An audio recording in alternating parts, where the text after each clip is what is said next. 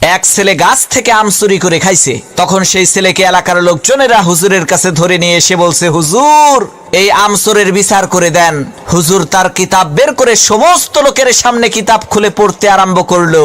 যে চুরি করে খাইছে আম তাকে দিতে হবে তার দাম, দাম না দিলে তার পিঠের উপরে কিল পড়বে ধাম ধাম। হুজুরের কিতাব শুনে এলাকার লোকজন সেই ছেলেটিকে কয়েকটা চর থাপ্পড় মেরে বিদায় করে দিল। আল্লাহর কি কুদরত! কয়েকদিন পর সেই হুজুরের নিজের ছেলে ডাব চুরি করে খাইছে। তখন এলাকার লোকজন হুজুরের কাছে এসে বলছে, হুজুর মানুষের ছেলে আম চুরি করে খাইছে দেখে বিচার করলেন, এখন আপনার ছেলে তো ডাব চুরি করে খাইছে, বিচার করেন তো দেখি। লোকদের কথা শুনে হুজুর তার কিতাব বের করে বলল, ভাইরা আমার, কিতাবে লেখা আছে যে চুরি করে খাইছে ডাব তার হয় নাই কোনো পাপ। তখন এলাকার লোকজন বলল, হুজুর বুঝলাম ডাব খাইলে পাপ নাই, কিন্তু আপনার ছেলে তো একেবারে পাকা জোনা খাইছে।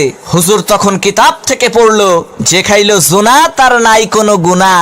এলাকার লোকজন বলল, হুজুর ডাব খাইলে পাপ নাই, জোনা খাইলে গুনাহ নাই মানলাম, কিন্তু আপনার ছেলে তো নারিকেল খাইছে।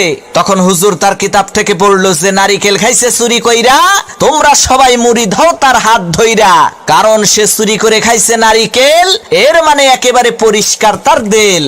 তখন এলাকার লোকজন বলল, সর্বনাশ, হুজুর আপনার ছেলের বিচার করার কোনো দরকার নাই, আপনি আমাদের ছেলেরই বিচার কইরেন তাই হবে।